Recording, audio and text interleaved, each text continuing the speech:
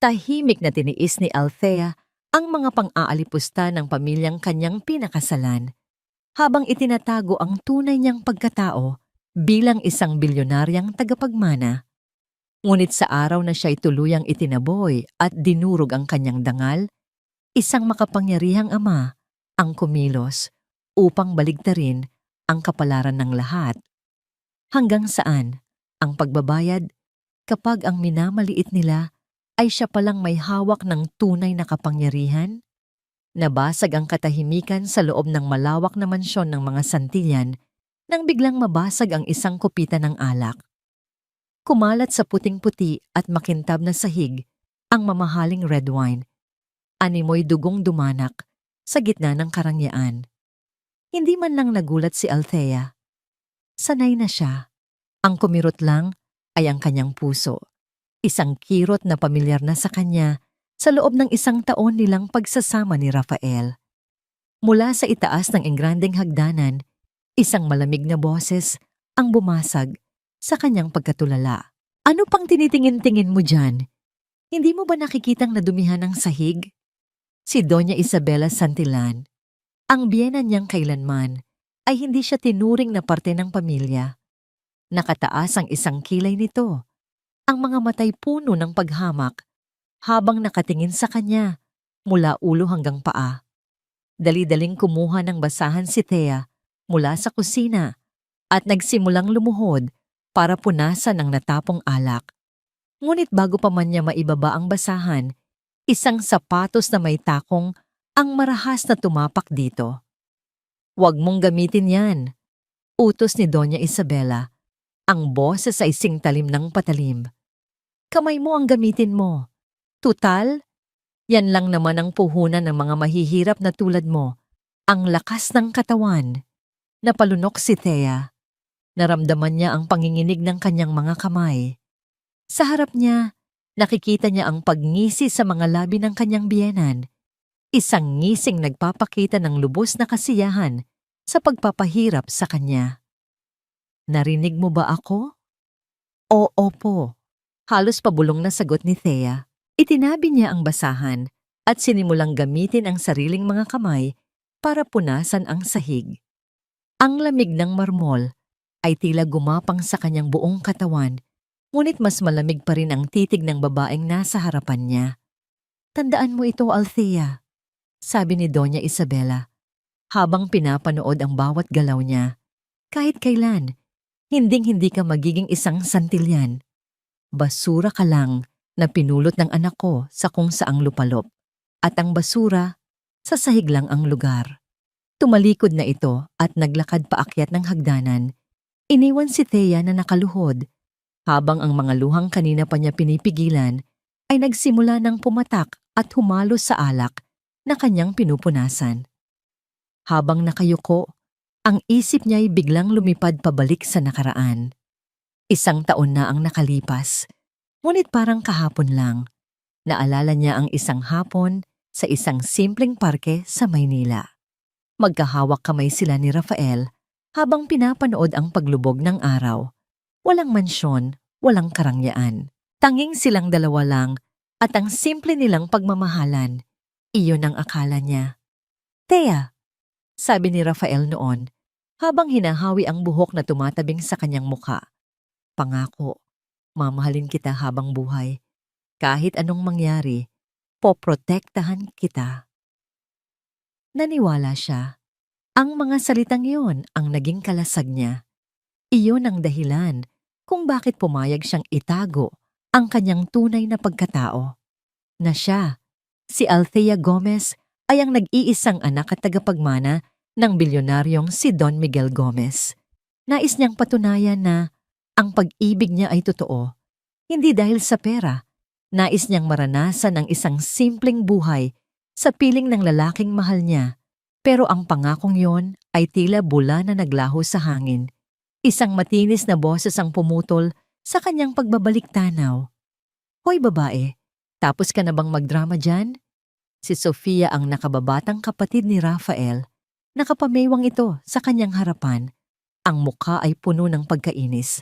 May inihagis ito sa sahig, sa mismong harapan ni Thea. Isang kupas na uniforme ng katulong.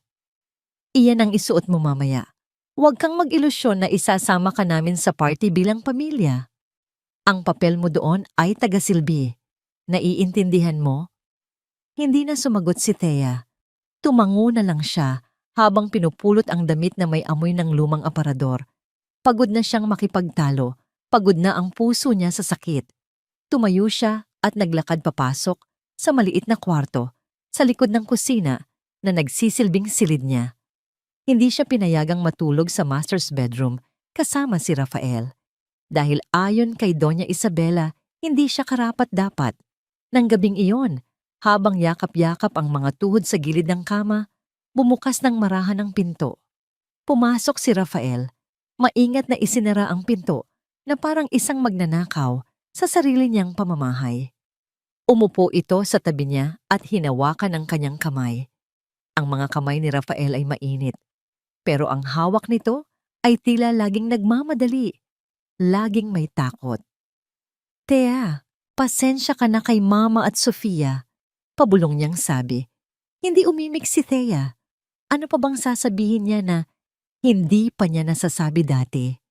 Mahal, pagpapatuloy ni Rafael, hinigpitan ang hawak sa kamay niya. Konting tiis na lang. Ipinapangako ko. Malalagpasan din natin to. Mahal, aalis tayo dito. Magsasama tayo ng tayong dalawa lang. Tumingin si Thea sa mga mata ng kanyang asawa. Nakita niya ang pagmamahal, pero nakita rin niya ang takot. At sa laban ng dalawang iyon, laging nananalo ang takot. Ngumiti na lang siya ng pilit. Hinalikan siya ni Rafael sa noo, isang halik na panakaw, at mabilis na tumayo. Kailangan ko nang bumalik. Baka hanapin ako ni Mama. At tulad ng dati, naiwan na naman siyang mag-isa. Kinabukasan, habang nag-aayos siya ng hapagkainan, bumaba si Doña Isabela, bihis na bihis at nakasuot ng mga alahas na kumikinang. Huminto ito sa kanyang harapan. May isang ngangiting hindi maipinta sa kanyang mukha. Isang ngangiting nagpadama kay Thea ng matinding kaba. Mamayang gabi na. Ang anniversary party ng Santillan Corporation. Anunsyo nito. At kailangan mong sumama. Nagulat si Thea. Ngunit bago pa siya makapag-asa, idinugtong ng kanyang biyenan ang mga salitang nagpatindig sa kanyang mga balahibo. Maghanda ka, sabi ni Doña Isabela, ang mga matay nangungusap ng kasamaan. May espesyal akong papel para sa'yo. Pagkaalis sa silid ni Thea, gumaan ng bahagya ang pakiramdam ni Rafael, ngunit agad din itong napalitan ng pamilyar na bigat sa kanyang dibdib. Ang bawat hakbang palayo sa kanya ay isang hakbang pabalik sa mundong kinasusuklaman niya, isang mundong pinaghaharian ng kanyang ina. Habang paakyat siya sa engrandeng hagdanan, narinig niya ang mga boses mula sa study room ni Doña Isabela. Ang pinto nito ay bahagyang nakaawang, boses ng kanyang ina at kapatid. Talaga bang sa party mo gagawin yon, Mama? Sa harap ng lahat? Boses yon ni Sofia. May halong pananabik at kaunting pag-aalala. Kailan pa ba ang mas tamang panahon? Sagot ni Doña Isabela, ang boses ay kalmado, ngunit may bahid ng kalupitan. Kailangang makita ng buong alta sosyedad kung anong uri ng babae ang ipinasok ng kapatid mo sa pamilyang ito. Isang kahihiyan, isang magnanakaw. Napatigil si Rafael. Ang dugo sa kanyang mga ugat ay tila nagyelo. Anong plano? Anong ibig sabihin ng kanyang ina? Hindi pa siya nakakabawi sa pagkabigla nang marinig niyang nag-iba ang tono ng kanyang ina. Tila may kausap ito sa telepono. Yes, Mr. Chua, I understand. But I'm asking for a little more time. Just a few more weeks. Narinig niyang sabi ni Doña Isabela. Ang boses na dati puno ng kapangyarihan ay biglang naging maamo, halos nagmamakaawa. The Santillan name is still reputable. No, please don't do that. Hello? Hello? Isang malutong na mura ang kasunod at pagkatapos ay ang malakas na kalabog ng teleponong ibinagsak sa lalagyan nito. Naintindihan ni Rafael ang lahat. Ang mga balibalitang pilit niyang isinasantabi, ang mga pahiwatig sa mga usapan ng kanilang mga kasosyo. Totoo nga. Ang Santillan Corporation Ang imperyong ipinagmamalaki ng kanyang ina ay malapit nang bumagsak. Ito pala ang dahilan, ang desperasyon sa likod ng kalupitan. Hindi na niya napigilan ang sarili. Tinulak niya ang pinto at pumasok sa study. Mama, gulat na napalingon si Doña Isabela at Sofia. Ang bakas ng pagkabalisa sa mukha ng kanyang ina ay mabilis na napalitan ng galit. Anong ginagawa mo dito? Hindi ka ba marunong kumatok? Narinig ko ang lahat, sabi ni Rafael. Sinubukang tibayan ang kanyang boses. Ang usapan niyo ni Sofia, ang tawag sa telepono, Mama, anong plano ninyong gawin kay Thea?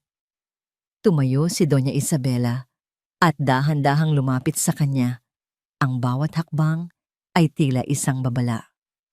Wala kang narinig, Rafael. At kung meron man, mananatili kang tahimik, mariin niyang sabi. Pero bakit? Bakit kailangang si Thea ang pagbuntunan ninyo ng galit? Wala siyang kasalanan. Isang malakas na sampalang dumapo sa pisngi ni Rafael. Hindi malakas, ngunit sapat na para maramdaman niya ang kahihiyan. Wala siyang kasalanan? Halos pasigaw na, sabi ni Doña Isabela.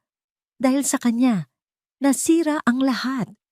Kung pinakasalan mo lang sana si Clarice de Villa, matagal na sanang ligtas ang kumpanya, pero ipinagpalit mo ang kinabukasan ng pamilyang ito para sa isang pulubing walang alam, kundi magluhod at magmakaawa. Mahal ko si Thea, giit ni Rafael. Pag-ibig? Humalakhak ang kanyang ina, isang tawang walang kagalakan.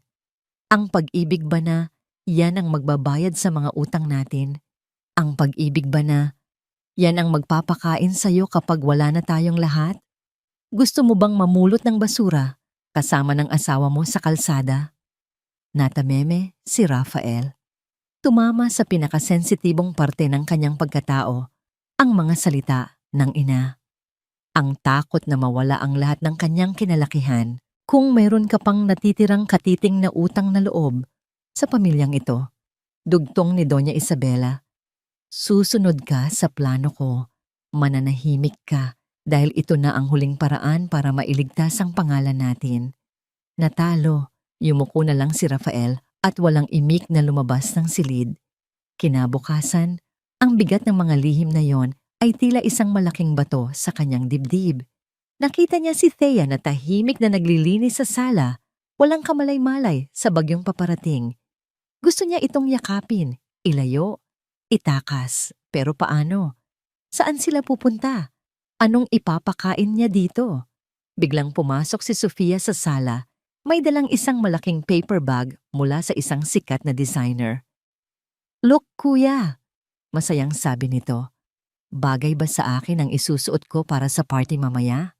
Inilabas nito ang isang kumikinang na evening gown. Napakaganda at tiyak na napakamahal. Napatingin si Rafael sa damit, pagkatapos ay kay Thea na nakasuot ng simpleng duster. Naramdaman niya ang matinding pagkasuklam sa kanyang kapatid, sa kanyang ina, at higit sa lahat, sa kanyang sarili. Hindi siya sumagot. Tumalikod na lang siya at nagkulong sa kanyang kwarto. Hindi siya nakatulog ng gabing iyon. Bumangon siya at dahan-dahang naglakad pabalik sa silid ni Thea. Sumilip siya sa pinto at nakita niya itong mahimbing na natutulog. Payapa ang mukha nito, tila walang problema sa mundo. Sa ilalim ng sinag ng buwan na tumatagos sa bintana, mas lalong lumitaw ang simple nitong kagandahan. Patawarin mo ako, Thea, sabi niya sa kanyang isip. Patawarin mo ako sa kahinaan ko. Kinabukasan, ang araw ng party, tila mas mabigat ang hangin sa loob ng mansyon. Naghahanda na ang lahat. Si Rafael ay nakatayo sa paanan ng hagdanan, suot ang kanyang mamahaling suit, pero pakiramdam niya ay isa siyang kriminal na naghihintay ng kanyang hatol. Bumaba si Doña Isabela, mukhang isang reyna sa kanyang eleganteng kasuotan. May dala itong isang patag na kahon na binalot ng simpleng pambalot. Lumapit ito kay Thea na kasalukuyang nag-aayos ng mga bulaklak sa isang florera. Napanood ni Rafael ang eksena, hindi makagalaw sa kanyang kinatatayuan. Para sa'yo, Sabi ni Doña Isabela, iniabot ang kahon kay Thea. Nag-aalangang kinuha ito ni Thea. Para po sa akin? Buksan mo. Dahan-dahang binuksan ni Thea ang kahon. Sa loob nito ay isang simpleng bestida. Kulay abo, walang disenyo, at halatang gawa sa murang tela. Isang damit na isusuot mo kung ayaw mong mapansin. Itinaas ni Thea ang kanyang tingin. Ang mga matay puno ng tanong at sakit. Ngumiti si Doña Isabela, isang nangiting nakakainsulto. Isuot mo yan, sabi nito sa boses na dinig ni Rafael, para naman magmukha kang disente kahit minsan. Napayukom ang mga kamao ni Rafael sa kanyang tagiliran. Gusto niyang sumigaw, magwala, ipagtanggol ang kanyang asawa, pero wala siyang ginawa. Muli? Wala siyang ginawa kundi ang tumalikod at maglakad papalayo. Iniwan si Thea na hawak-hawak ang simbolo ng kanyang muling kahihiyan.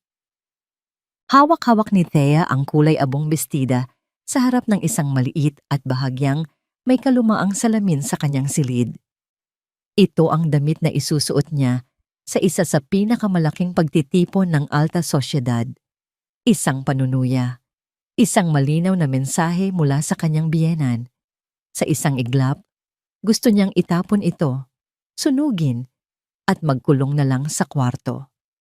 Ngunit nang maalala niya ang mga mata ni Rafael, ang mga matang puno ng pagmamahal at pangako, kahit pa nababalot na ngayon ng takot, ay humugot siya ng lakas. Para kay Raf. Para sa amin. Ito ang mga salitang paulit-ulit niyang sinasabi sa sarili. Isinuot niya ang damit. Simple lang ito. Walang anumang palamuti. Ngunit sa kanyang payat na pangangatawan at natural na tindig, nagkaroon ito ng kakaibang anyo. Inilugay niya ang kanyang mahabang itim na buhok at naglagay ng manipis na kolorete sa labi. Humarap siyang muli sa salamin. Ang nakita niya ay hindi isang hamak na utusan. Nakita niya si Althea, isang babaeng nagmamahal at handang magtiis. Isang babaeng kumakapit pa rin sa pag-asa na balang araw, matatanggap din siya. Huminga siya ng malalim, pinatatag ang kanyang loob para sa gabing naghihintay sa kanya. Paglabas niya, naghihintay na ang pamilya Santillan sa may pintuan. Nakasuot sila ng mga damit na libo-libo ang halaga, mga alahas na kumikinang. Siya, sa gitna nilang lahat, ay tila isang kulisap na naligaw sa isang hardin ng mga paru-paro. Let's go! We're late! Walang emosyong sabi ni Doña Isabela. Hindi man lang siya tinitingnan. Ang biyahe papunta sa hotel ay puno ng nakabibinging katahimikan. Si Rafael, nakatabi niya sa maluwag na sasakyan, ay hindi siya magawang hawakan o sulyapan man lang. Nakatingin lang ito sa labas ng bintana. Tila binibilang ang bawat poste ng ilaw na kanilang nadaraanan. Siguraduhin mong alam mo ang lugar mo mamaya, Althea. Biglang basag ni Doña Isabela sa katahimikan. Ang boses nito'y malamig, tumatagos sa kanyang kaluluwa. Huwag kang lalapit sa mga bisita. Huwag kang makikipag-usap. Ikaw ang pinakamalaking kahihiyan na dadalhin ng pamilyang ito ngayong gabi. Kaya siguraduhin mong hindi ka gagawa ng eksena. Parang isang painting na may malaking dumi sa gitna. Segunda naman ni Sofia, sabay tawa ng mahina. Hindi umimik si Thea. Iginilid niya ang kanyang tingin sa labas ng bintana. Pinipigilan ang mga luhang nagbabadyang tumulo. Mahigpit ang hawak niya sa kanyang maliit at lumang purse, ang tanging gamit na dala niya. Ilang sandali bago sila bumaba sa tapat ng hotel, biglang may kinuha si Doña Isabela sa kanyang mamahaling clutch. Oh, I almost forgot, sabi nito, at may inabot kay Thea na isang maliit na pakete ng tissue. Dalhin mo ito. Baka kailanganin mong magpunas ng kung anong kalat mamaya. Pagkakuha ni Thea ng tissue, naramdaman niyang bahagyang bumangga ang bag ng kanyang biyenan sa dala niyang purse. May naramdaman siyang bahagyang paggalaw sa loob nito, isang halos hindi mapansing bigat na nadagdag. Ngunit sa pagmamadali at kaba, isinantabi niya ito. Inisip niyang baka guni-guni niya lang iyon. Hindi niya alam na sa simpleng pagdikit na yon ng dalawang bag, ang unang hakbang sa malupit na plano ng kanyang biyenan ay naisakatuparan na. Sa loob ng kanyang abang purse, lihim nang inilagay ni Doña Isabela ang isang kumikinang na kwintas na diamante, ang heirloom ng pamilya Santillan, ang ebidensyang sisira sa kanya. Pagbaba nila ng sasakyan, bumungad sa kanila ang isang 5-star hotel na naliligo sa liwanag. Ang mga taong pumapasok ay mga bigating pangalan sa mundo ng negosyo at politika. Habang naglalakad sila sa malawak na lobby, naramdaman ni Thea ang tingin ng lahat. Hindi dahil sa paghanga, kundi dahil sa pagtataka. Sino ang babaeng ito na nakasuot ng simpleng damit kasama ng mga mararangyang Santillan? Sinubukan niyang hanapin ang mga mata ni Rafael, umaasang makahanap doon ng kahit kaunting lakas. Ngunit umiwas ito ng tingin. Tumingin ito sa sahig, sa kisame, sa mga palamuti sa dingding. Kahit saan, wag lang sa kanya. At doon, sa gitna ng karangyaan, naramdaman ni Thea ang tunay na kahulugan ng pag-iisa. Nakarating sila sa harap ng isang malaking pintuan na gawa sa kahoy. Rinig mula sa loob ang ugong ng mga tawanan at usapan. Huminto sila. Inayos ni Doña Isabela ang kanyang sarili, tila isang reynang naghahanda para humarap sa kanyang mga nasasakupan. Bumaling ito ng bahagya kay Thea, may isang malamig na ngiti sa labi. Ready for your grand entrance? Sa hudyat nito, dahan-dahang bumukas ang malaking pinto. Bumungad sa kanila ang isang ballroom na puno ng daan-daang tao. Ang masayang ugong ay biglang humina. Lahat ng mga mata ay napunta sa kanila. Kay Doña Isabela, kay Rafael, kay Sofia. At sa kanya, huminga ng malalim si Thea. Ang puso niya'y kumakarera sa kanyang dibdib. Hindi niya alam na sa paghakbang niya papasok sa silid na yon, para na rin siyang humakbang papasok sa isang impyernong maingat na inihanda para sa kanya. Ang bawat segundo sa loob ng ballroom ay tila isang oras para kay Thea. Pinilit niyang maging isang anino, sumunod sa likuran ng pamilya Santillan habang binabati nila ang kanilang mga bisita. Ang mga bulungan ay parang mga bubuyog na umiikot sa kanyang tainga. Sino yan? Bago nilang katulong? Nakakaawa naman, mukhang naligaw. Tingnan mo ang suot, hindi na babagay dito. Bawat salita ay isang karayom na tumutusok sa kanyang puso. Hinanap niya muli si Rafael, ngunit abala ito sa pakikipag-usap sa mga kasosyo sa negosyo. Tumatawa sa mga birong hindi naman nakakatawa at umiiwas pa rin sa kanyang direksyon. Pakiramdam niya ay isa siyang multo na nakikita lang ng mga taong gustong humusga sa kanya. Makalipas ang halos isang oras, umakyat si Doña Isabela sa entablado para magbigay ng kanyang talumpati. Nagpasalamat siya sa lahat ng dumalo, ipinagmalaki ang mga tagumpay ng Santillan Corporation, at nagbigay ng isang matamis ngunit huwad na nangiti sa lahat. Pagkatapos ng talumpati, nagsimula na ang kainan at sayawan. Inutusan si Thea ni Sofia na kumuha niya ng inumin para sa kanya. Habang naglalakad si Thea pabalik mula sa bar, dala ang isang baso ng champagne, bigla siyang hinarang ni Sofia. Ano ba yan? Bakit ang tagal mo? Sigaw nito, sapat na para makuha ang atensyon ng mga taong malapit sa kanila. Pasensya na, medyo marami kasing tao sa... Hindi na natapos ni Thea ang kanyang sasabihin. Biglang namilog ang mga mata ni Sofia at napahawak ito sa kanyang pulsuhan. Ang bracelet ko! Sigaw nito. Ang boses ay puno ng pag-aalala. Nawawala ang diamanteng pulseras ko. Agad na nagkagulo ang mga tao sa paligid nila. Lumapit si Doña Isabela, ang muka ay nagpapakita ng kunwaring pag-aalala. Anong nangyari, anak? Mama, ang bracelet ko. Regalo mo sa akin nung debut ko. Nawawala. Humagulgol si Sofia. Ang mga mata ni Doña Isabela ay agad na napunta kay Thea. Isang tingin na puno ng akusasyon. Ikaw, sabi nito. Itinuturo si Thea. Ikaw ang huling lumapit sa anak ko. Ikaw lang ang kasama niya dito. Hindi po. Wala po akong kinukuha. Depensa ni Thea. Nanginginig ang buong katawan. Sinungaling! Sigaw ni Sofia. Nakita ko. Nakita kong may kinuha ka sa mesa kanina habang nakatalikod ako.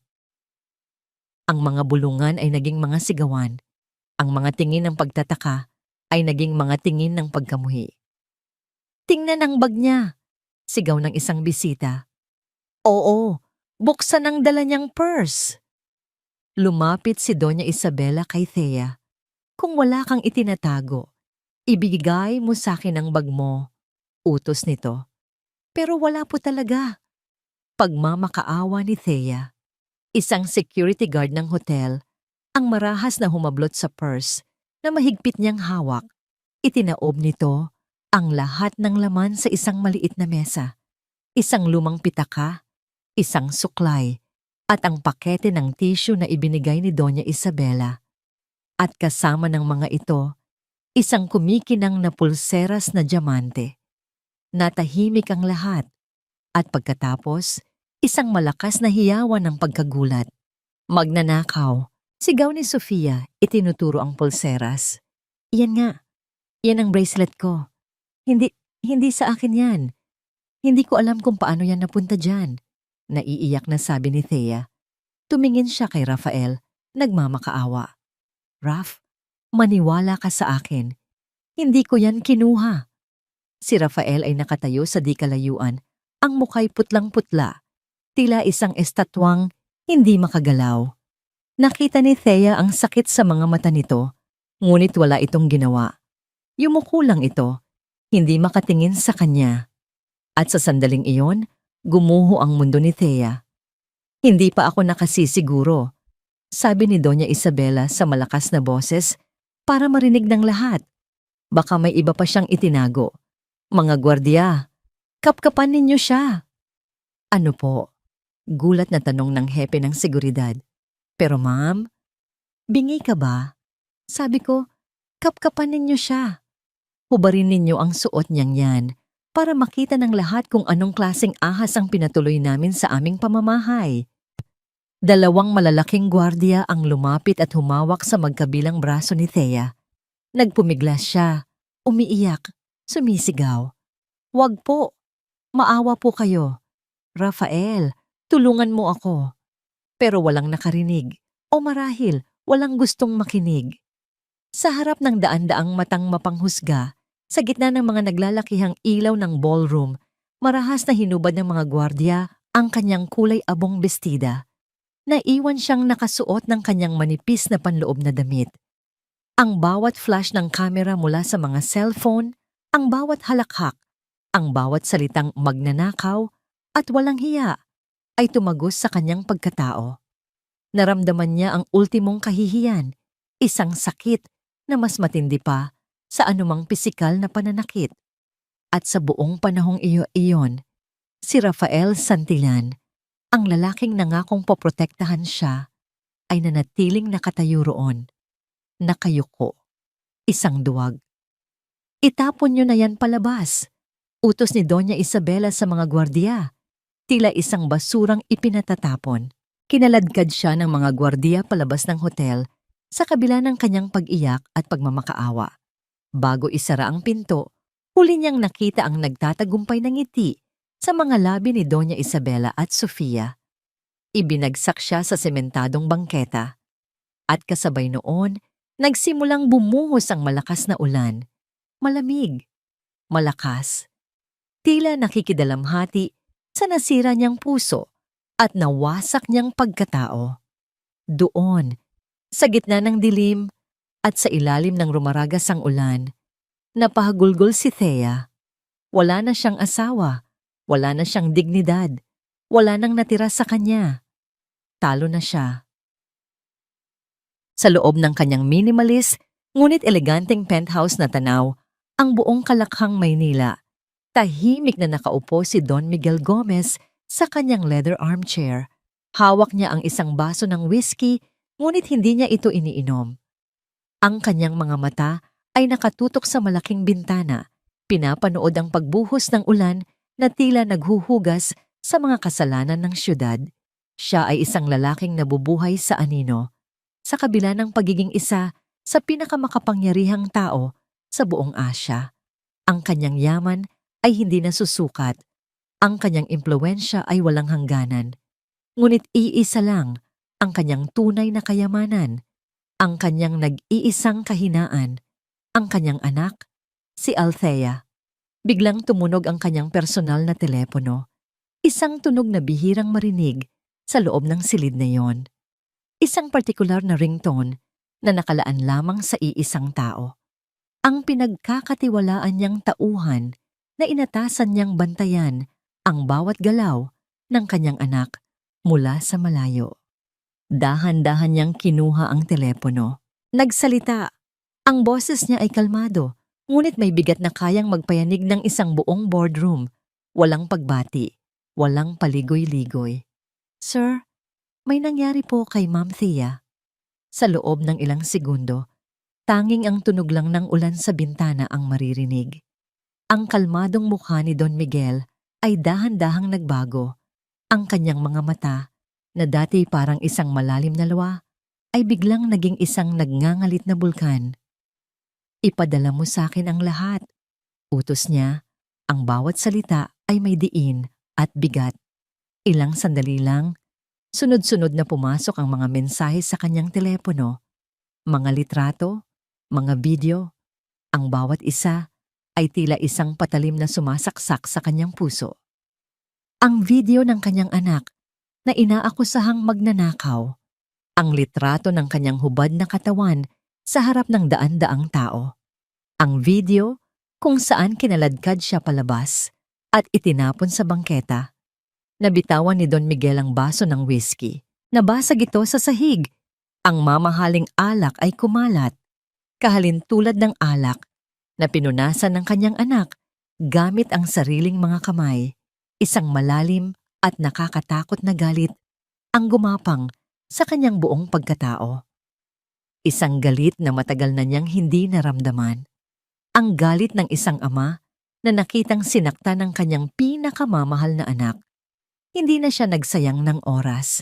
Kinuha niya ang susi ng kanyang sasakyan at mabilis na tinungo ang elevator.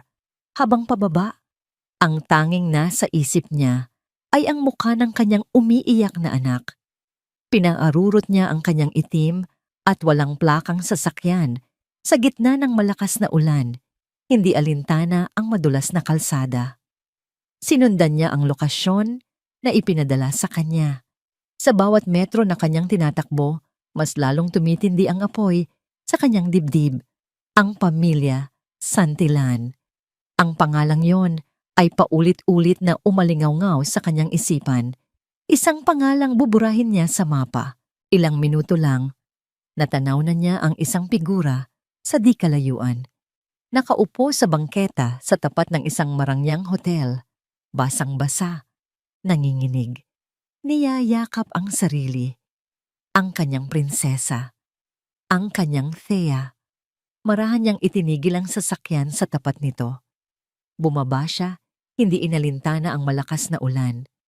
Dala-dala ang kanyang mamahaling coat, lumapit siya sa kanyang anak. "Thea." Dahan-dahang itinaas ni Althea ang kanyang ulo. Ang mga mata niya'y puno ng gulat, pagkalito, at sakit. "Papa?" Walang nagsalita si Don Miguel. Umupo siya sa tabi nito sa basang bangketa. Hinubad niya ang kanyang coat at maingat na ibinalot sa nanginginig na katawan ng kanyang anak. Isang yakap na puno ng pag-aalaga, proteksyon, at isang pangakong hindi na kailangang bigkasin. Sa loob ng yakap ng kanyang ama, doon na tuluyang bumigay si Thea.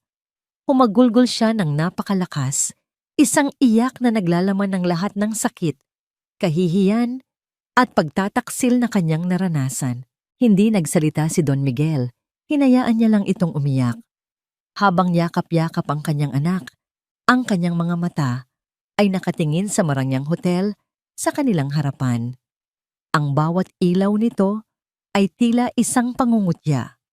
Binuhat niya ng marahan ang kanyang anak at isinakay sa sasakyan. Ang katahimikan sa loob ay binasag lang ng mga hikbi ni Thea. Hindi nagtanong si Don Miguel, hindi pa ngayon. Ang mahalaga ay ligtas na ang kanyang anak. Habang nagmamaneho pabalik sa kanyang penthouse, ang kanyang isang kamay ay mahigpit na nakahangin na nakahawak sa manibela. Ang isa naman ay mahigpit na nakakuyom. Pagdating nila sa penthouse, agad niyang inasikaso si Thea. Pinaghanda niya ito ng mainit na paligo at malinis na damit. Matapos itong makapag-ayos, pinaupo niya ito sa sopa at binigyan ng mainit na tsaa. "Magpahinga ka na, anak," sabi niya sa malumanay na boses. Tumango lang si Thea, ang mga matay pagod na sa kaiiyak. Inihatid niya ito sa guest room at hinintay na makatulog. Nang masiguro niyang mahimbing na ang tulog ng kanyang anak, bumalik si Don Miguel sa kanyang sala. Kinuha niya ang kanyang telepono at tinawagan ang kanyang abogado at kanang kamay. "David Reyes," sabi niya nang sagutin nito ang tawag. "Yes, Don Miguel? Napatawag po kayo." Sagot ng abogado sa kabilang linya. Tumingin si Don Miguel sa bintana, sa syudad na nasa ilalim ng kanyang mga paa. Ang ulan ay tumila na. Isang nakakatakot na katahimikan ang pumalit. "David," sabi niya. Ang boses ay kasing lamig ng yelo. "Simulan mo na." "Ang alin po, sir?" "Ang Santillan Corporation. Ang pamilya Santillan. Bilhin mo lahat. Ang utang, ang stocks, ang mga ari-arian, ang kaluluwa nila." Nagkaroon ng sandaling katahimikan sa kabilang linya. "Lahat po, sir?" Pag-uulit ni David. "Lahat!" Mariing sagot ni Don Miguel. "Walang ititira." Ang pag-alis ni Thea ay tila isang malaking batong natanggal sa dibdib ng pamilya Santillan. Pagkatapos ng sandaling pagkaantala, ipinagpatuloy nila ang party na tila walang nangyari.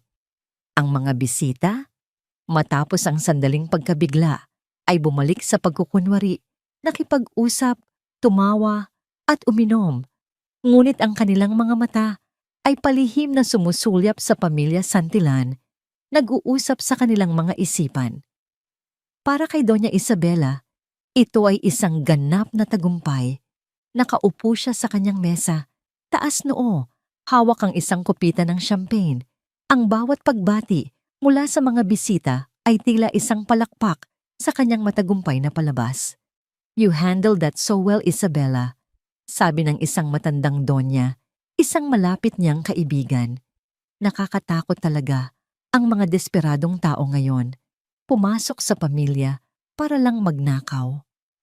"Ganyan talaga ang buhay, Amalia," sagot ni Doña Isabela, may isang mapagkumbabang ngiti. "Bilang isang ina, kailangan kong protektahan ang aking mga anak mula sa mga ahas." Sa kabilang banda, si Sofia ay aliw na aliw sa kanyang bagong katanyagan. Bida siya. Siya ang biktima. Paulit-ulit niyang ikinukwento sa sino mang gustong makinig kung paano niya nahuli sa akto ang kanyang hipag. "It was so traumatic. Nakita ko talaga siyang papalapit sa bag ko. My instincts told me something was wrong," sabi niya. Puno ng drama, habang ang kanyang mga kaibigan ay nakikinig ng may paghanga. Tanging si Rafael lang ang hindi makisalo sa pagdiriwang.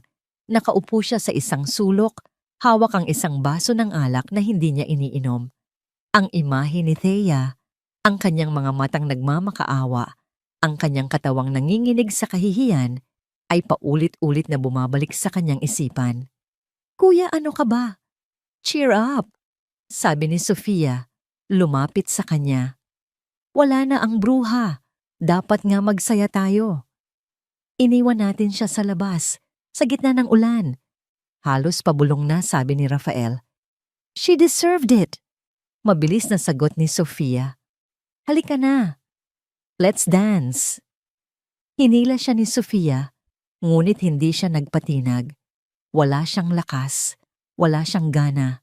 Ang tanging nararamdaman niya ay isang malaking butas sa kanyang dibdib. Kinaumagahan, habang nag-aalmusal, ang diwa ng pagwawagi ay ramdam na ramdam pa rin sa mansyon. Nakausap ko na si Chief Inspector Ramos kanina. Balita ni Doña Isabela habang humihigop ng kape. Ipinapa-prioritize niya ang kaso.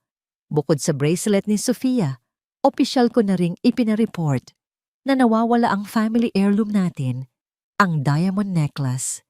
Sinadya kong hindi mo na ipahanap iyon kagabi para mas mabigat ang kaso. Grand larceny, siguradong mabubulok sa kulungan ng babaeng iyon. Napatingin si Rafael sa kanyang ina. Mama, hindi ba't sobra na yan? Walang sobra, Rafael. Mariing sagot ni Doña Isabela. Ito ay paglilinis ng pangalan ng ating pamilya. Ngunit ang kanilang pagdiriwang ay hindi nagtagal. Habang nanonood si Sofia ng Business Channel sa malaking telebisyon sa sala, bigla itong napasigaw. Mama, halika. Tingnan ninyo ito. Lumapit si Doña Isabela at Rafael.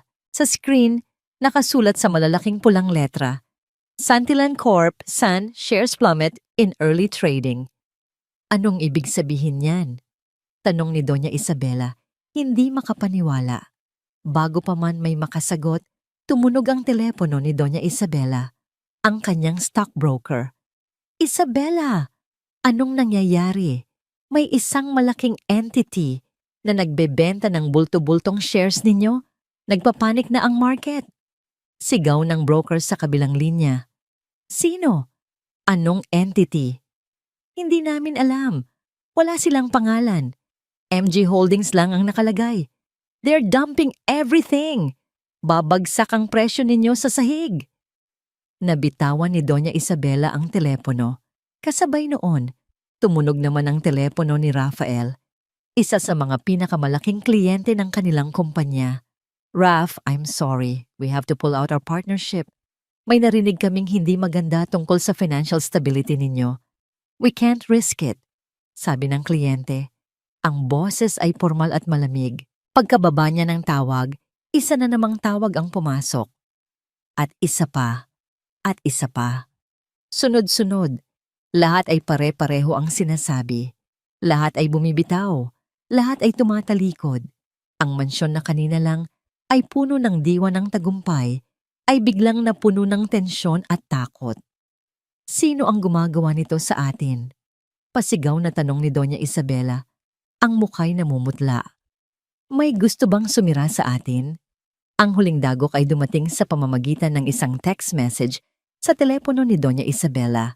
Mula ito sa bangko. Dear Mrs. Santillan, this is to inform you that your outstanding corporate loan amounting to 500 million pesos has been acquired by a private firm, MG Holdings. As per the terms of their acquisition, they are demanding immediate and full payment within 24 hours. Failure to comply will result in asset seizure. 500 million. Agad-agad. Napaupo si Doña Isabela sa pinakamalapit na silya. Hirap huminga. Ang kanyang pagiging reyna ay biglang naglaho. Si Rafael naman, habang pinapanood ang pagguho ng lahat ng kanilang pinaghirapan, ay mabilis na nag-scroll sa kanyang telepono, naghahanap ng balita.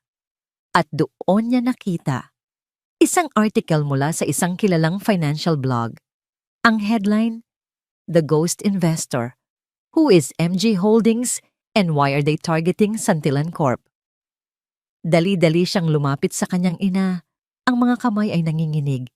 Ipinakita niya ang screen ng kanyang telepono. Mama. Nang mabasa ni Doña Isabela ang headline, ang kanyang mga mata ay nanlaki sa takot. Ang pagdiriwang ay naging isang bangungot. Ang kanilang tagumpay ay naging abo. Isang hindi nakikitang kaaway ang sumusugod sa kanila at wala silang kaalam-alam kung sino ito o kung ano ang gusto nito. Ang tanging alam nila ay ito na ang simula ng kanilang pagbagsak. 2 araw na ang lumipas mula ng gabing iyon. 2 araw na ginugol ni Thea sa ilalim ng maingat na pangangalaga ng kanyang ama sa loob ng isang penthouse na mas malaki pa sa buong unang palapag ng mansyon ng mga Santillan.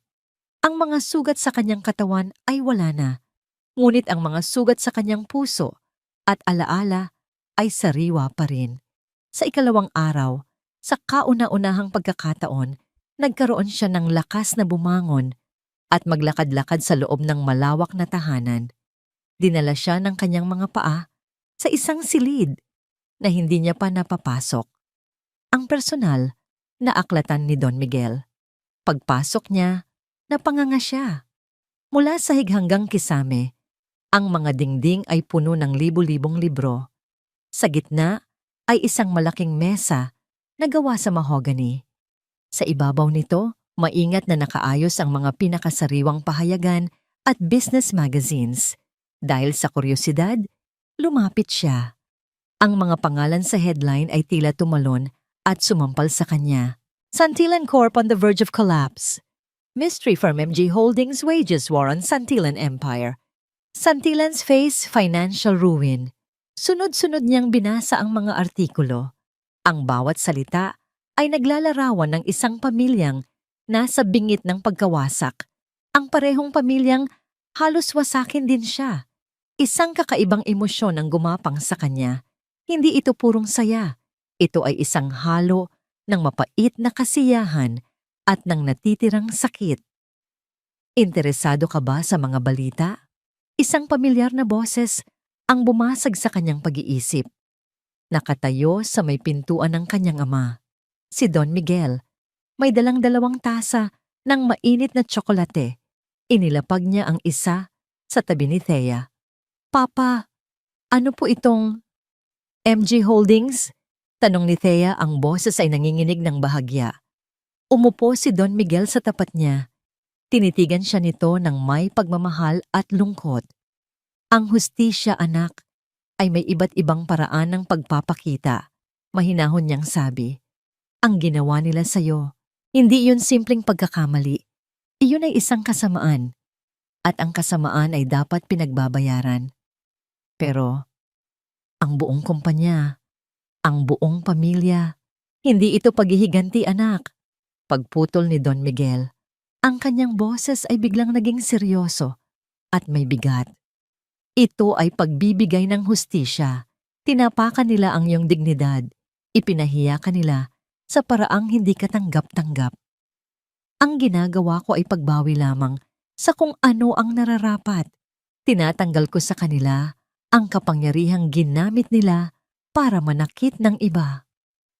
Ang mga salita ng kanyang ama ay tumagos sa kanyang puso. Hustisya, hindi paghihiganti. Biglang nagbago ang kanyang pananaw. Hindi na ito tungkol sa sakit na kanyang naramdaman, kundi sa pagtiyak na wala ng ibang makakaranas nito mula sa mga kamay ng mga Santillan. Habang sila'y nag-uusap, isang lalaking nakasuit ang pumasok sa aklatan. Si Attorney David Reyes, ang pinagkakatiwalaang abogado ng kanyang ama. Yumuko ito ng bahagya bilang paggalang. Don Miguel, Ma'am Althea. David, ipakita mo sa kanya. Utos ni Don Miguel. May inilapag si David Reyes sa mesa na isang folder. Binuksan niya ito at iniharap kay Thea. Sa loob ay mga papeles ng korporasyon, mga dokumento mula sa Securities and Exchange Commission. Nakaturo ang daliri ni David sa isang partikular na linya. Ang pangalan ng kumpanya, MG Holdings, at sa ilalim nito ang mga pangalan ng nagmamay-ari. Chairman of the Board, Miguel Gomez President and CEO, Miguel Gomez Primary Shareholder, Althea Gomez Nanlaki, ang mga mata ni Thea. Tumingin siya mula sa papel kay David Reyes at sa kanyang ama. MG, Miguel Gomez, pabulong niyang sabi. Tumango si Don Miguel. Itinayo ko ang imperyong ito para sa'yo, anak. Lahat ng ito ay sa'yo. Sa sandaling iyon, naramdaman ni Thea ang pagyanig ng kanyang buong mundo. Ang lalaking nasa harapan niya, ang kanyang ama, na kilala niyang simple at pribado, ay ang anino sa likod ng lahat. Ang kapangyarihang gumigiba sa mga Santillan ay ang kapangyarihan ng kanyang sariling pamilya. At sa huli, ang kapangyarihang yon ay kapangyarihan din na niya. Nakatitig lang siya sa mga papeles, ang isip niya ay lumilipad. Ang lahat ng kanyang pagtitiis, ang pagpapanggap na mahirap, ang pagnanais na mapatunayan ang sarili, lahat ay tila walang kabuluhan ngayon. Nasa kanya na pala ang lahat. Ngunit pinili niyang maging wala. Tumayo siya at naglakad papunta sa isang malaking salamin sa gilid ng aklatan. Tinitigan niya ang kanyang refleksyon. Hindi na niya nakita ang babaeng umiiyak sa ilalim ng ulan. Hindi na niya nakita ang asawang nagmamakaawa para sa pagmamahal. Ang nakita niya ay isang babaeng may mga matang nag-aapoy. Ang nakita niya ay ang anak ni Don Miguel Gomez. Humarap siyang muli sa kanyang ama. Ang kanyang tindig ay nagbago. Mas matatag, mas diretso. "Ituloy niyo po, Papa," sabi niya. Ang kanyang boses ay kalmado, ngunit may diin na hindi pa kailanman naririnig sa kanya. Wala na ang panginginig, wala na ang pag-aalinlangan. Napangiti si Don Miguel, isang ngiting puno ng pagmamalaki. Pero ngayon, dugtong ni Thea, habang ang isang malamig na determinasyon ay gumuhit sa kanyang mukha. Gusto ko nang manood ng malapitan. Ang mga sumunod na araw sa mansyon ng mga Santillan ay tila isang mabagal na paglalakbay sa impyerno. Ang dating marangyang tahanan na puno ng sigla at pagmamataas ay nabalot ng isang nakabibinging katahimikan. Isang katahimikang puno ng takot, paninisi at papalapit na kapahamakan. Ang unang senyales ng kanilang tuluyang pagbagsak ay dumating sa paraang hindi nila inaasahan. "OMG! What the hell is wrong with this card?"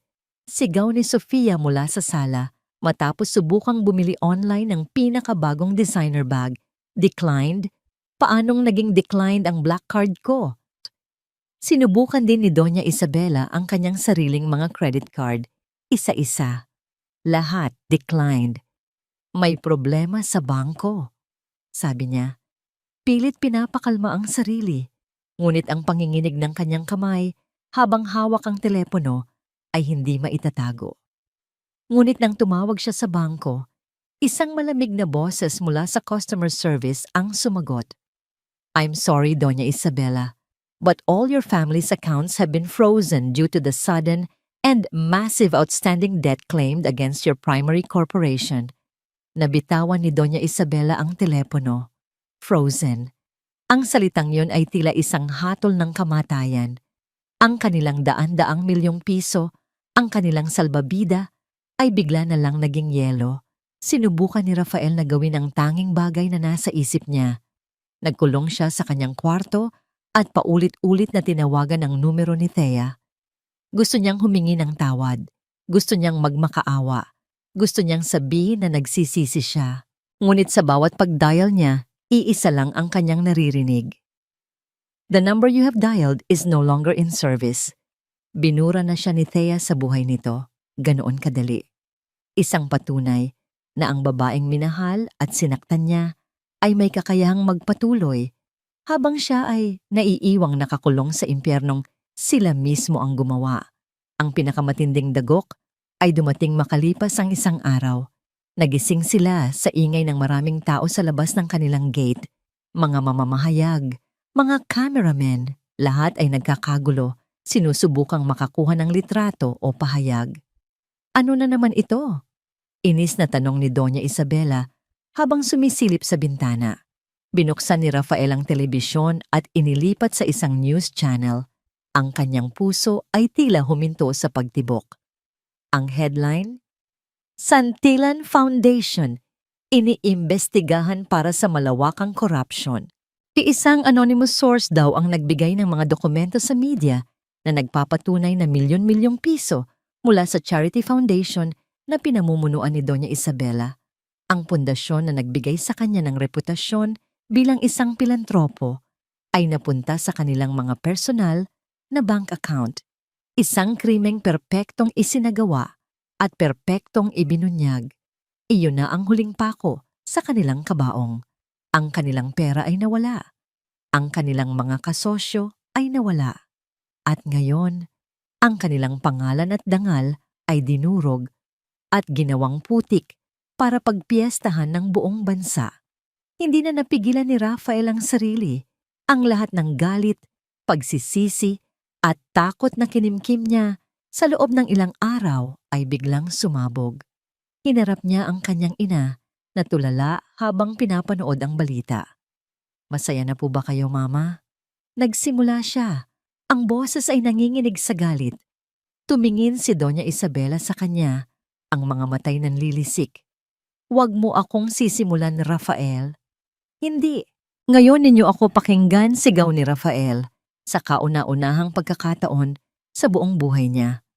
Ang takot niya sa kanyang ina ay biglang napalitan ng pagkasuklam. Ginawa ninyo ang lahat ng ito para sa pangalan ng pamilya, para sa yaman. Nasaan na ngayon ang mga yan? Nasaan na?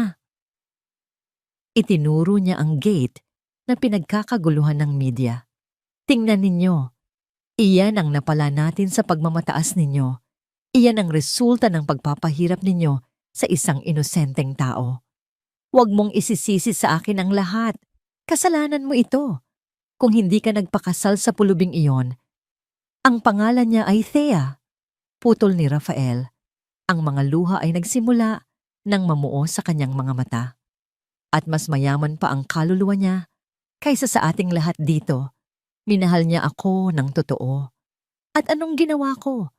Anong ginawa natin? Tinapakan natin siya. Ipinahiya. At ngayon, ito na ang karma natin. Humakbang siya palapit. Ang bawat salita ay puno ng sakit at pagsisisi. Sinira ninyo ang lahat. Sinira ninyo ang buhay ko. Natigilan si Doña Isabela. Hindi siya makapagsalita. Maging si Sofia ay napaurong sa takot. Hindi pa niya kailanman nakitang magalit ng ganoon ang kanyang kapatid.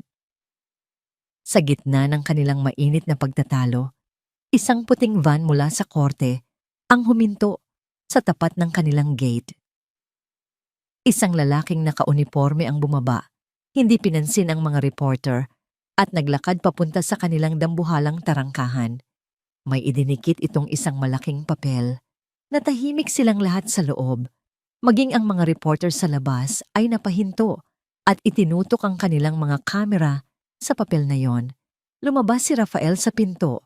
Dahan-dahang naglakad palapit sa gate para basahin ang nakasulat. Sa malalaki at itim na letra, nakasaad ang mga salitang wawasak sa kanilang kaharian. Notice of foreclosure ang mansyon, ang simbolo ng kapangyarihan ng mga Santillan. Ang kahuli-hulihang bagay na mayroon sila. Paalisin na rin sila. Ang taunang Pearl and Charity Ball, ang pinakamalaki at pinakaprestihiyosong pagtitipon ng mga pinakamayayaman at pinakamaimpluwensyang tao sa Pilipinas. Ngunit ngayong taon, ang hangin ay puno ng tensyon. Ang usap-usapan ay iisa lang. Ang biglaang pagbagsak ng isa sa mga pinakamatatag na pamilya sa kanilang lipunan, ang mga Santillan. At sa gitna ng bulungan, dumating sila. Hindi na sila dumaan sa red carpet. Pumasok sila sa ballroom na tila mga multo. Ang kanilang dating kumpiyansa ay napalitan ng desperasyon. Si Doña Isabela na dati reyna ng bawat pagtitipon ay nakayuko na ngayon. Si Sofia ay walang imik. At si Rafael ay tila isang lalaking pasan ang buong mundo. Naroon sila para sa isang huling, desperadong pagtatangka. Ang humingi ng tulong sa mga dating kaibigan na ngayon ay iniiwasan na sila. Habang abala ang lahat sa paghusga sa kanila, ang malaking pinto ng ballroom ay muling bumukas. Natahimik ang lahat. Isang matandang lalaki ang pumasok. May tindig na puno ng kapangyarihan, ngunit may ngiti sa labi. Kilala siya ng lahat. Siya si Don Miguel Gomez, ang misteryoso, ngunit iginagalang na bilyonaryo na bihirang magpakita sa mga ganitong okasyon. Ngunit hindi siya ang dahilan ng kanilang pagtigil. Ang dahilan ay ang babaeng nasa kanyang tabi. Isang babaeng nakasuot ng isang simple, ngunit napaka-eleganteng itim na evening gown. Ang kanyang buhok ay nakaayos sa isang paraan na nagpapatingkad sa kanyang mahabang leeg. Ang kanyang mga alahas ay hindi marami, ngunit bawat isa ay tila pinili ng maingat. Isang pares ng hikaw na diamante at isang manipis na kwintas. Ang kanyang mukha ay may bahagyang kolorete lamang, ngunit ang kanyang mga mata ay nagniningning na may halo ng lamig. at kapangyarihan. Ilang segundo ang lumipas bago may nakakilala sa kanya at nang makilala nila, ang bulungan ay naging isang malakas na ugong ng pagkabigla. Si Althea Gomez, ang manugang na pulubi, ang magnanakaw.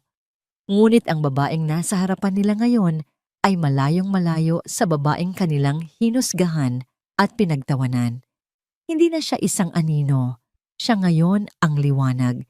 Napatigil ang pamilya Santillan sa kanilang kinatatayuan. Ang kanilang mga panga ay tila nalaglag. Hindi nila maintindihan ang kanilang nakikita. Naglakad sina Don Miguel at Thea sa gitna ng ballroom. Hindi pinapansin ang mga nakatitig na mata. Dumiretso sila sa presidential table kung saan sila magiliw na sinalubong ng mga host ng event. Don Miguel, it's an honor to have you, sabi ng host, sabay halik sa kamay ni Thea. And to you, Miss Gomez, you look stunning tonight. The pleasure is all ours, sagot ni Thea. Ang kanyang boses ay kalmado at puno ng kumpiyansa. Mula sa kanilang mesa, pinanood ng mga Santillan ang bawat galaw ni Thea. Pinanood nila kung paano siya nakipag-usap sa mga senador, sa mga CEO ng pinakamalalaking korporasyon, sa mga matatandang donya na dati humuhusga sa kanya. Lahat ay binabati siya ng may paggalang, lahat ay nabighani sa kanya. Hindi na natiis ni Rafael, kailangan niyang malaman. Dahan-dahan siyang naglakad papalapit sa mesa kung saan naroon si Thea. Ngunit bago pa man siya makalapit, dalawang lalaking nakasuot ng itim na suit, mga personal na bodyguard ni Don Miguel, ang humarang sa kanya. "Excuse me, sir. May I help you?" Tanong ng isa. Ang boses ay magalang ngunit matatag. "Gusto ko lang kausapin si..." Napatingin si Rafael kay Thea. Hindi na niya alam kung paano siya tatawagin. Asawa? Si Althea. Hindi na kailangan pang sumagot ng bodyguard. Naramdaman ni Thea ang presensya ni Rafael. Dahan-dahan siyang lumingon. Tinitigan niya si Rafael mula ulo hanggang paa. Ang kanyang mga mata ay walang emosyon, walang galit, walang lungkot, walang pagmamahal. Para siyang tumitingin sa isang estranghero. Pagkatapos ng ilang segundo, ibinalik niya ang kanyang atensyon sa kausap niyang senador na tila walang nakitang anuman. Ang simpleng kilos na yon ay mas masakit pa sa isang sampal para kay Rafael. Isa siyang hangin. Isang multo. Binaliwala siya ng ganun na lang. Nang magsimula na ang auction para sa charity, ang lahat ay naging mas malinaw. Inanunsyo ng MC ang pinakaabangang item. Ang heirloom ng pamilya Santillan. Ang diamond necklace na napilitan silang isanla at ngayon ay isinusubasta para sa isang mabuting dahilan. Nagsimula ang tawaran. 10 milyon, 12 milyon, 15 milyon. Habang naglalaban ang mga mayayaman, si Thea ay nanatiling tahimik. Pinapanood lang ang lahat. Nang tila wala nang tatawad, dahan-dahan niyang itinaas ang kanyang numero. 25 million pesos. Ang boses niya ay hindi malakas, ngunit umalingaw-ngaw ito sa buong ballroom. Natahimik ang lahat. Walang nangahas na tumapat. Sold to the lovely Miss Althea Gomez for 25 million pesos. Masayang inanunsyo ng MC. Umakyat si Thea sa entablado sa gitna ng masigabong palakpakan. Kinuha niya ang mikropono. "Gusto ko pong magpasalamat sa pagkakataong ito." Nagsimula siya. Ang perang ito ay para sa isang bagong foundation na itatayo ng Gomez Holdings. Isang foundation na tutulong sa mga babaeng inabuso, minaliit, at tinapakan ang pagkatao. Habang nagsasalita siya, ang kanyang mga mata ay nakatuon sa isang direksyon lamang. Sa pamilya Santillan. Pagkatapos, kinuha niya ang kahon na naglalaman ng kwintas. Binuksan niya ito. Inilabas niya ang kumikinang na alahas, ang parehong alahas na ginamit para akusahan siyang magnanakaw. Itinaas niya ito para makita ng lahat. Tinitigan niya ng diretso si Doña Isabela, na ngayon ay nanginginig na. sa kinauupuan. At pagkatapos, sa harap ng lahat, isang maliit, malamig, at matagumpay na ngiti ang sumilay sa mga labi ni Thea. Ang reyna ay nagbalik at ang laro ay nagsisimula pa lamang. Ang araw na yon ay kulay abo, kasimkulay ng bestidang isinuot ni Thea sa gabing winasak siya. Ito ang araw ng paghuhukom para sa mga santilyan.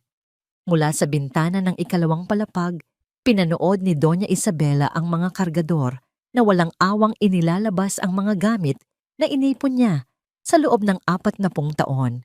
Ang kanyang mga antigong kasangkapan, ang kanyang mga painting, ang bawat piraso ng kanyang marangyang buhay ay isa-isang inilalabas sa mansyon, inilalantad sa mga matang mapanghusga ng kanilang mga dating kapitbahay sa Forbes Park. Ang bawat paghakbang ng mga kargador ay tila isang pagyurak sa kanyang puso. Nasa tabi niya si Sofia, umiiyak ng walang tunog. Si Rafael naman ay nakaupo sa hagdanan, nakayuko, ang mukha ay nakasubsob sa kanyang mga palad. Isang pamilyang nawalan ng korona, isang pamilyang naghihintay na lamang na tuluyang mapalaya sa kanilang sariling kaharian. Ito na ba ang katapusan natin, Mama? Basag na tanong ni Sofia. Hindi sumagot si Doña Isabela. Ang kanyang mga mata ay puno ng apoy. Isang apoy na hindi pa rin namamatay sa kabila ng lahat. Hindi pa, sabi niya sa mahinang boses na tila nangungusap sa sarili. Hindi pa ako tapos sa kanya. Sa gitna ng kaguluhan, isang makintab at itim na sasakyan ang marahang huminto sa tapat ng kanilang gate. Walang tatak, ngunit ang anyo nito ay sumisigaw ng kapangyarihan at yaman. Bumukas ang pinto sa likuran. Unang bumaba si Don Miguel Gomez, kasunod niya si Althea. Nakatayo si Thea sa gitna ng mga nagkalat nilang kasangkapan. Nakasuot siya ng isang simpleng puting bestida. Ang buhok niya ay nakalugay lang, walang alahas, maliban sa hikaw na suot niya noong gabing bumalik siya. Ngunit ang kanyang presensya ay sapat na para patigilin ang lahat. Ang mga kargador ay napahinto. Ang mga usisero sa kabilang kalye ay napatanga. Ang katahimikan ay tila isang kumot na bumalot sa buong paligid. Bumaba si Doña Isabela mula sa mansyon. Ang kanyang paglalakad ay mabilis at puno ng galit, na tila isang liyong na sugatan na handang manakmal sa huling pagkakataon. Sumunod sa kanya si Sofia at Rafael. "Anong ginagawa mo dito?" Sigaw ni Doña Isabela. Ang boses ay matinis at puno ng kamandag. "Nandito ka ba para pagtawanan kami? Para magdiwang sa aming pagbagsak, ha? Ahas ka?" Kalmadong tinitigan ni Thea ang kanyang dating biyenan. Walang bakas ng takot sa kanyang mga mata. "Hindi kami naparito para makipag-away, Doña Isabela. Huwag mo akong tawaging Doña Isabela." Sigaw nito. "Para sa'yo, isa ka pa ring basura. Isang pulubing mapagpanggap na sinira ang buhay ng anak ko. Sinira ang pamilya ko." "Hindi ko sinira ang pamilya ninyo," mahinahong sagot ni Thea. Kayo ang sumira sa sarili ninyo dahil sa kasakiman at pagmamataas." Sa sobrang galit, akmang sasampalin ni Doña Isabela si Thea, ngunit isang kamay ang pumigil sa kanya sa ere. Si Don Miguel. Mahigpit ang hawak nito, ngunit nanatiling kalmado ang kanyang mukha. "Huwag na huwag mong didiligan ng marumi mong kamay ang anak ko," sabi ni Don Miguel. Ang bawat salita ay may bigat at babala. Binitiwan niya ito ng marahas. Doon na humagulgol si Doña Isabela. "Mga demonyo kayo, mga walang kaluluwa. Matapos ninyong kunin ang lahat, nandito pa kayo para ipamukha sa amin? Layas!" Ngumiti si Thea. Isang nangiting hindi umabot sa kanyang mga mata. "Paano kami aalis?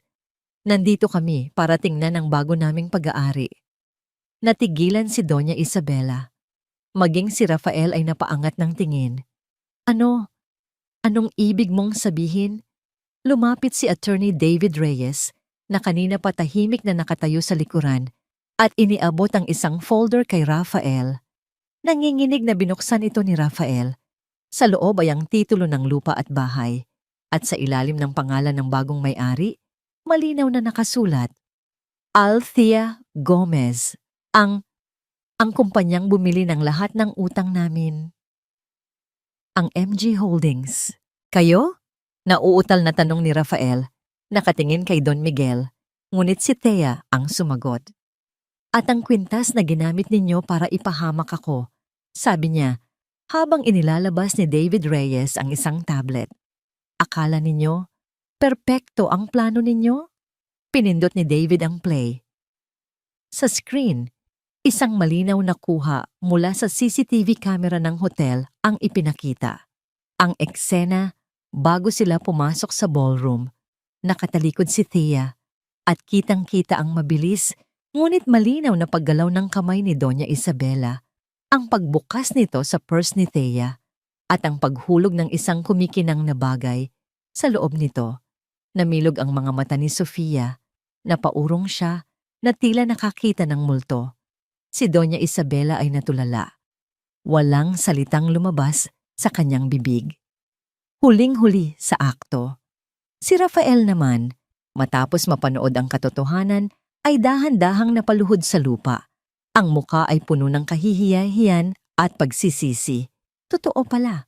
Ang ina niyang sinamba at kinatakutan ay mas masahol pa sa inaakala niya.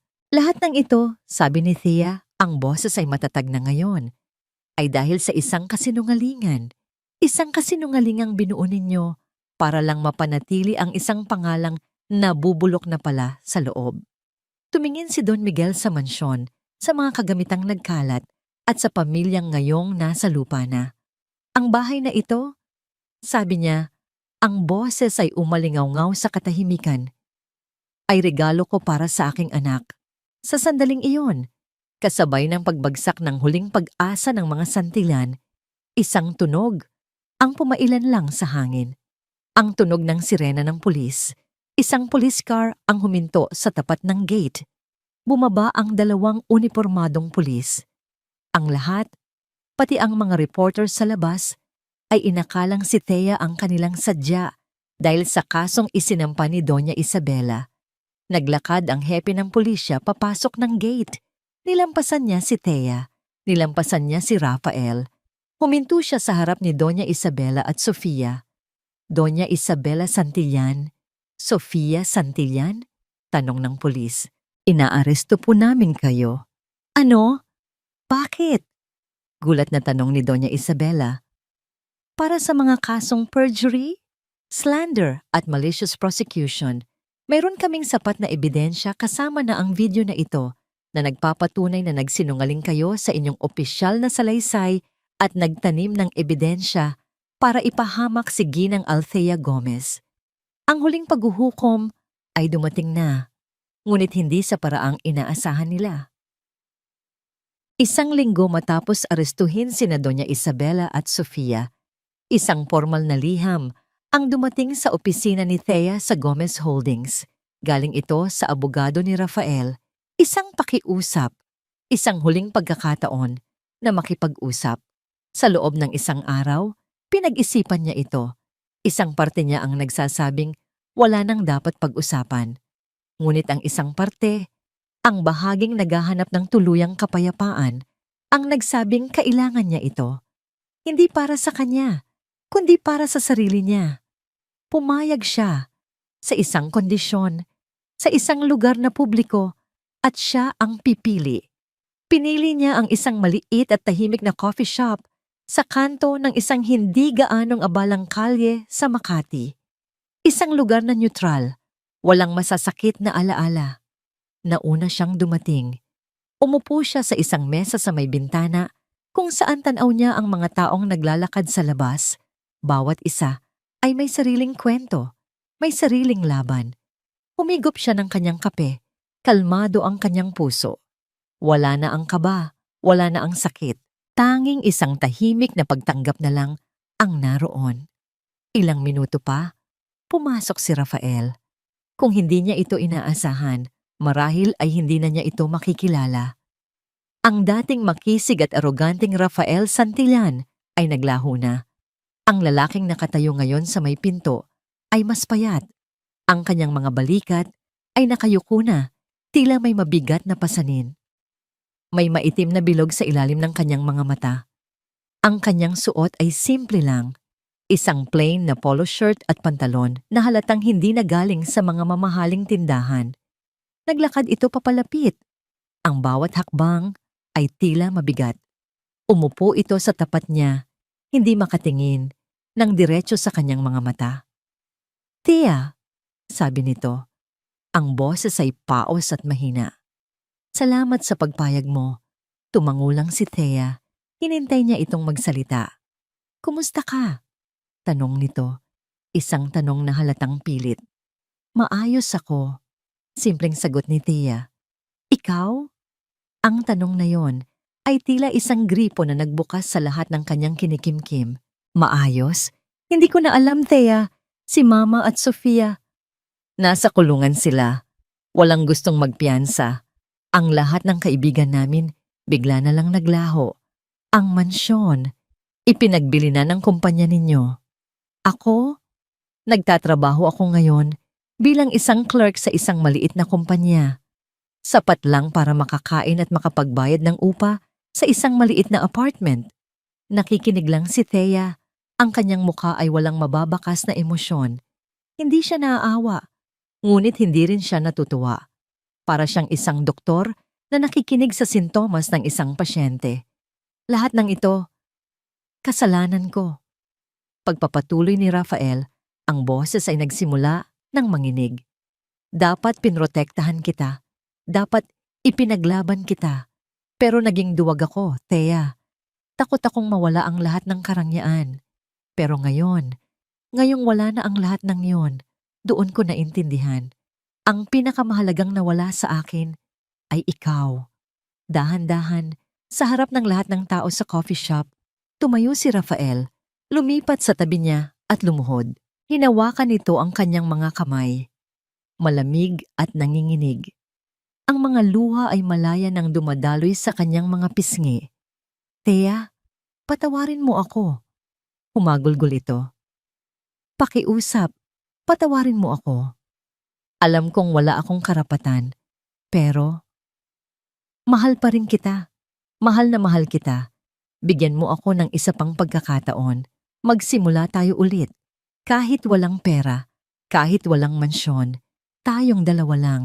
Pakiusap." Ang eksena ay nakakuha na ng atensyon ng ilang tao, ngunit hindi ito inalintana ni Thea. Dahan-dahan niyang binawi ang kanyang mga kamay mula sa pagkakahawak ni Rafael.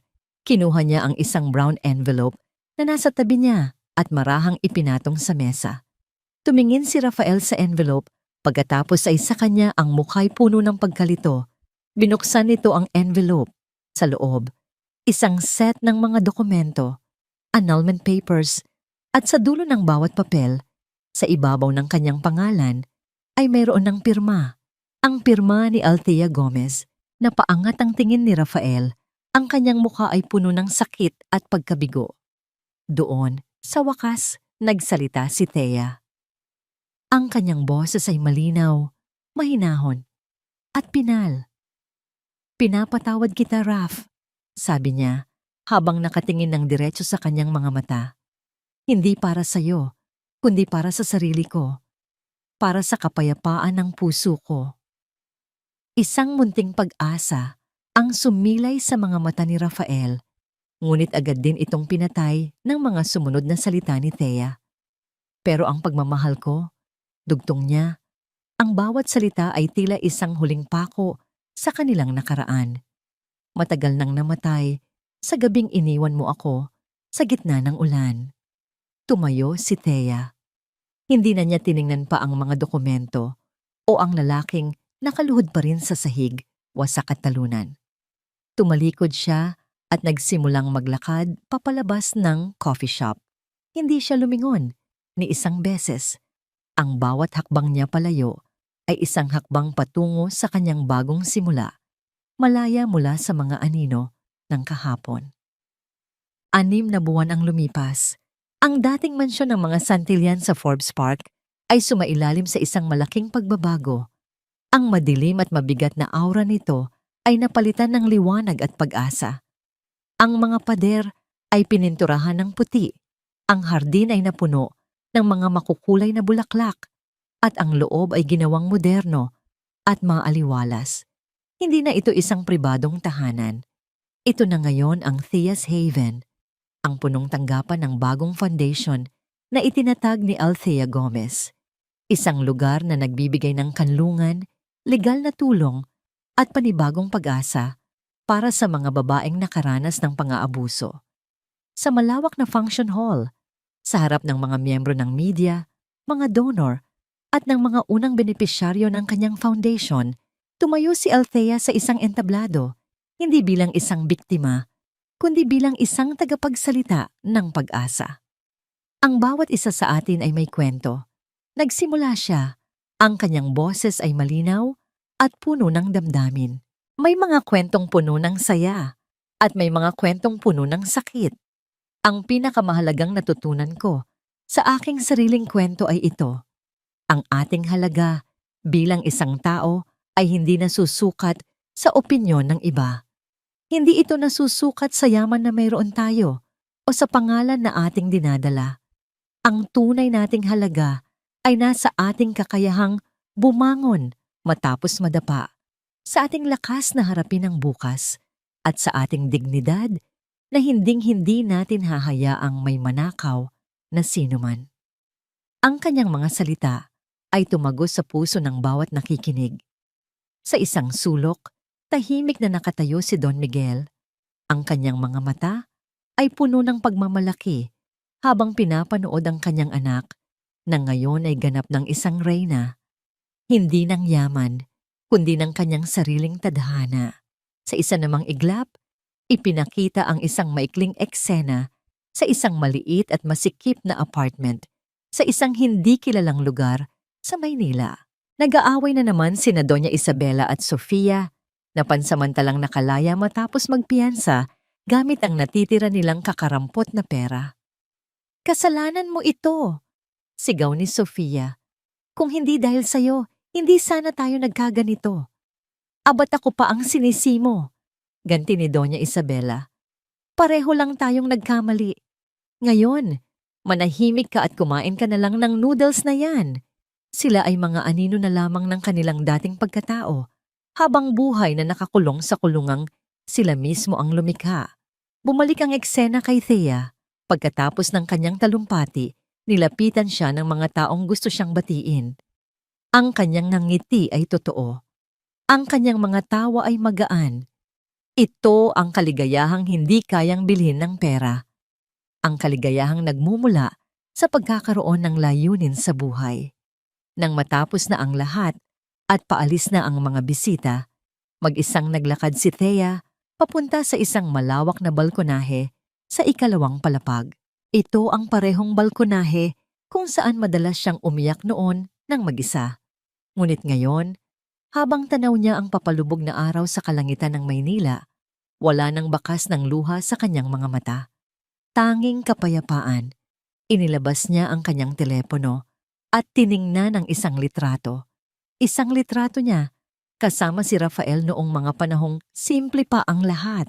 Tinitigan niya ito na ng ilang sandali. Pagkatapos, sa isang simpleng pagpindot, binura niya ito. Isang simbolikong pagtatapos sa isang kabanatang matagal nang dapat isara.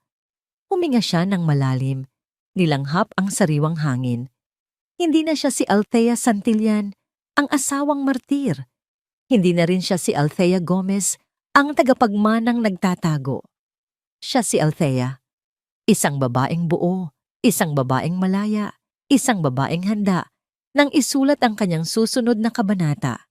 Ngumiti siya, isang ngangiting totoo at nagmumula sa puso, habang ang huling sinag ng araw ay nagbibigay kulay sa kanyang bagong simula. Sa pagtatapos ng kwento ni Althea, malinaw na ang tunay na yaman ay hindi nasusukat sa apelyido, alahas, o marangyang pamumuhay, kundi sa dangal at paninindigan ng isang tao. Ang mga nanliit, umapi, at umabuso sa kanyang kabaitan ay hinarap ang bunga ng sarili nilang kasamaan. sapagkat darating at darating ang araw na ang katotohanan ay babawi. Sa kabilang panig, si Althea na piniling umalis sa isang huwad na kasal ay natagpuan ng kalayaang buuin muli ang sarili at lumikha ng isang imperyong may malasakit at konsensya. Ang kwentong ito ay paalala na ang kabutihan ay maaaring yurakan, ngunit hindi kailanman tuluyang matatalo. Ang respeto sa sarili ang unang hakbang tungo sa tunay na tagumpay. Sa mga nakikinig ngayon, kumusta ang puso ninyo? May mga pagkakataon ba sa buhay ninyo na kayo'y minamaliit o hindi pinahahalagahan? Sa tingin ninyo, tama ba ang desisyon ni Althea na talikuran ang lahat para sa sariling dangal? Ibahagi ninyo ang inyong saloobin. Mahalaga ito at lagi kaming handang makinig sa inyo.